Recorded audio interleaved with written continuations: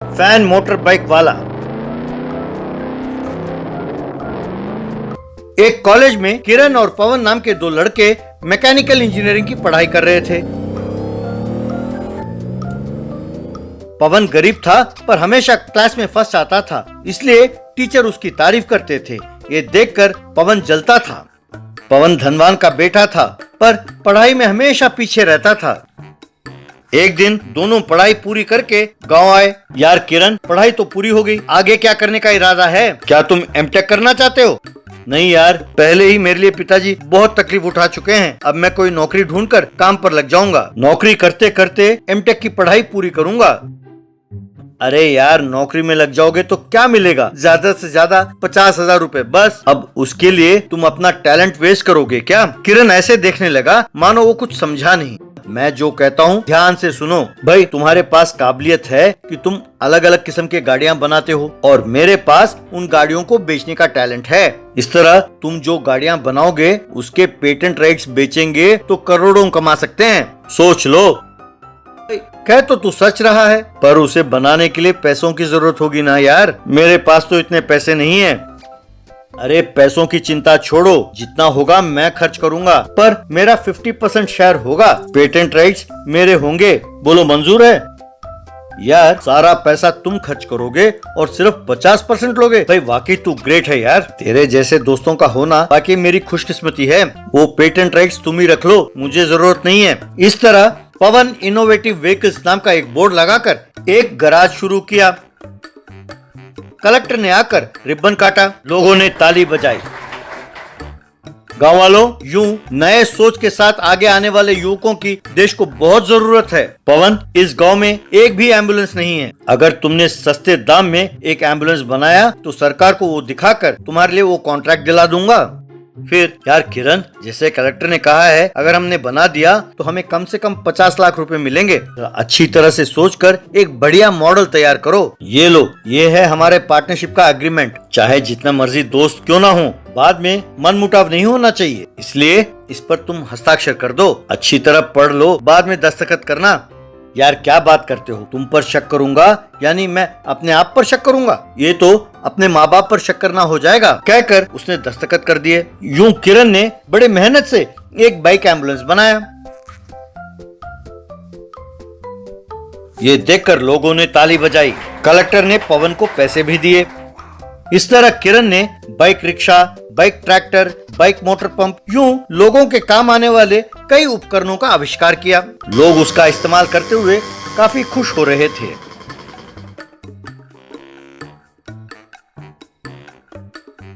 Collector मंत्रियों को meeting में बुलाकर पवन का सम्मान कर रहे थे। बड़े बड़े कंपनी वाले आकर पवन के पास पेटेंट राइट्स खरीदकर पैसे देकर जा रहे थे। उन पैसों से पवन ने एक बहुत बड़ा ऑफिस बनाया। उसने एक बहुत बड़ा विला भी बनाया। एक दिन काफी महंगे कार में गैराज पहुंचा। यार पवन, बहुत दिनों से बिना एक पैसा लिए काम कर रहा हूँ यार। बहुत जल्द मेरी बहन की शादी होने वाली है यार। मेरे हिस्से का अगर तुम पैसा दोगे तो मेहरबानी होगी। तुम्हारे हिस्से का पैसा? क्या बात कर रहे हो? हिस्सा? किस बात का हिस्सा? तुम केवल मेरे पास मजदूर हो। चाहो तो महीने का 4,000 रुपए दूंगा, ले लो। तुम्हारे लिए वही बहुत ज्यादा है। क्या बात कर रहे हो यार? मेरे कुछ समझ में नहीं आ रहा है।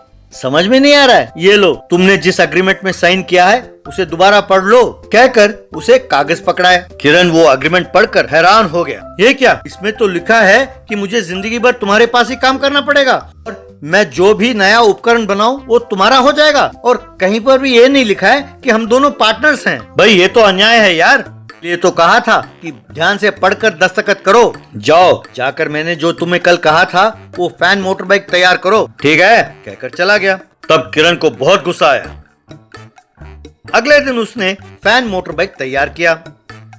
फिर दोनों उस बाइक में बैठकर गांव आए।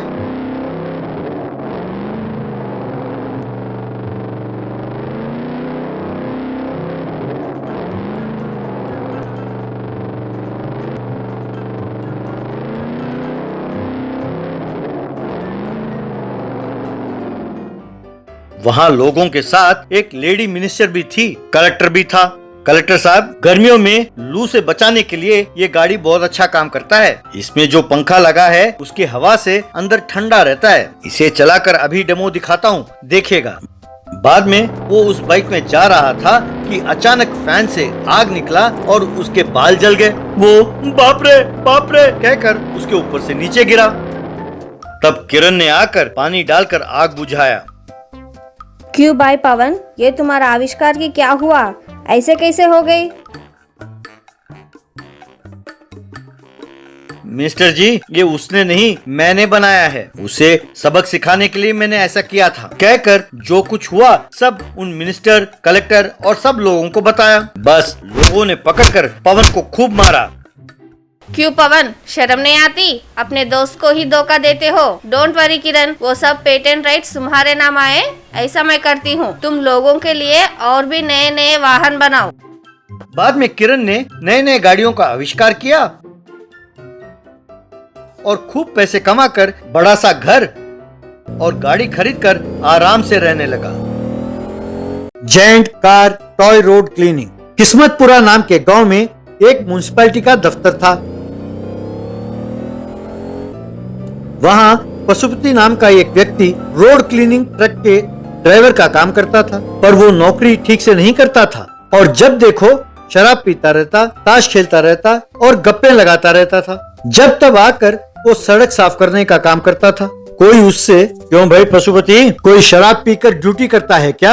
हमारे गली को साफ किए 10 दिन हो गए हैं, ये तो ठीक नहीं है ना? क्या तुम इतना नहीं जानते कि एक दिन छोड़कर एक दिन गली को साफ करना चाहिए? तब वो पीकर झूमते हुए पशुपति, क्या मेरी जब मर्जी हो मैं पीऊंगा, तुम कौन होते हो पूछने वाले? अरे गनीमत है कि तुमने दिन में 2 बार साफ करने को नहीं कहा। तुम कोई सीएम हो या पीएम, इस गली में आना ही बहुत बड़ी बात है। ज्यादा बकवास की तो सारा कूड़ा उठाकर तुम्हारे घर के बाहर फेंक कर चला जाऊंगा, खबरदार, कहकर चेतावनी देकर चला गया। पीकर लड़खड़ाते हुए पशुपति अपने घर में आया। छी, ये क्या तरीका है? दिन रात का फर्क भी नहीं छोड़ा और जब देखो पीते रहते हो। अरे पैसा और सेहत दोनों को गंवा रहे हो, क्या तुम नहीं सुधरोगे? पास ही बैठा बेटा, हाँ डैडी, स्कूल में मेरे सारे दोस्त तुम्हें शराबी शराबी कहते रहते हैं, तो मुझे शर्मिंदा होना पड़ता है और गांव में लोग शिकायत कर रहे हैं। तुम काम ठीक से नहीं कर रहे हो, वो सुनकर बहुत बुरा लग रहा है। जरा अपनी आदत को बदल डालो पिताजी। अरे ये तुम दोनों ये क्या लेकर बैठ गए? अपनी माँ के साथ साथ तुमने भी शुरू कर दिया। अब बेकार के लोगों की बातों पर ध्यान ना दो। तुम्हारे लिए मैं एक खिलौना लेकर आया था और तुमने तो मेरा सारा मूड ही खराब कर दिया, कहकर उस खिलौने वाले कार को जमीन पर पटक कर चला गया। यूं वो कार का खिलौना टूट गया। अगले दिन स्कूल जा रहे चिंकू को म्युनिसिपल ऑफिसर एक कर्मचारी से बात करते हुए दिखाई दिया। आप लोगों को बहुत ध्यान से रहना होगा। परसों कलेक्टर और मिनिस्टर गांव में निरीक्षण के लिए आ रहे हैं। सड़कें साफ होनी चाहिए। जिस कर्मचारी का इलाका साफ नहीं होगा उसकी नौकरी जाती रहेगी। ध्यान से काम करो। इसका मतलब शराबी पशुपति का नौकरी का जाना पक्का है, कहकर सब करके हंसने लगे। ये देखकर चिंकू बहुत दुखी हुआ।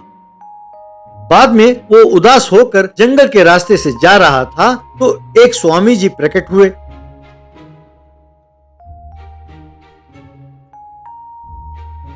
बेटा, तुम इतने दुखी क्यों हो? तुम्हें क्या हुआ? मैं तुम्हारी चिंता का कारण समझ गया हूँ। मैं अपनी मन की आंखों से तुम्हारी समस्याएं जान गया हूँ। तुम चिंता ना करो, मैं तुम्हारे खिलौने वाले कार को जेंट रोड क्लीनिंग मशीन में बदल देता हूँ। उससे तुम सड़क साफ करके अपने पिताजी की नौकरी को बचा लो। तब चिंकू ने अपने कार को जमीन पर रख स्वामी जी के हाथ हिलाते ही वो जेंट रोड क्लीनिंग कार में बदल गई। उसे लेकर वो गांव में प्रवेश हुआ तो लोग हैरान होकर देखने लगे। उसके बगल में बस और कार बहुत छोटे दिख रहे थे। वो रेलवे पटरी को पार कर रही थी तो रेल भी छोटी नजर आने लगी। यूं वो गांव को साफ करने लगा। उसके गली में प्रवेश होते ही कूड़ा साफ होने लगा। एक दिन में सारा गांव साफ हो गया।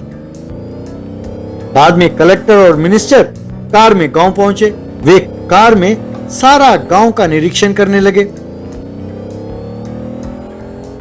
कलेक्टर गांव वालों और ऑफिसर से, शाबाश म्युनिसिपैलिटी के कर्मचारियों, आप लोग बहुत बढ़िया काम कर रहे हैं। I am proud of you. गांव वालों, गांव को साफ रखने में आप लोगों का भी बहुत बड़ा योगदान है, ये नजर आ रहा है। मैं उम्मीद करता हूं कि इस स्वच्छ भारत वाली स्फूर्ति को आप कायम रखेंगे और आगे ले जाएंगे। सर, आपके इस प्रशंसा का पात्र हम नहीं हैं। इन सब काम का श्रेय वो देखिए उस चिंकू को जाना चाहिए। उसकी और उस जेंट कार की वजह से ही ये सब हो पाया है। जी हाँ, चिंकू अकेले ने ही सारा गांव की सफाई की है। उसने अपने पिताजी की नौकरी को बचाने के लिए ये सब किया। कहकर जो हुआ सब उन्हें बताया।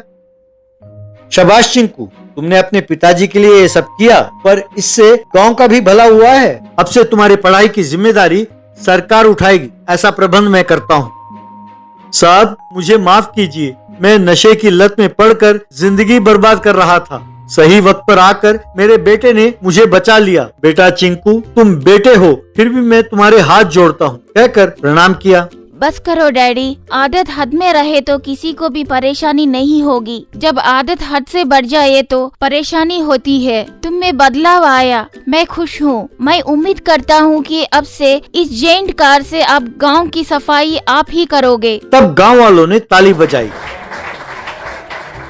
उस दिन से पशुपति उस जेंट कार से गांव की सफाई करता हुआ खुशी खुशी रहने लगा।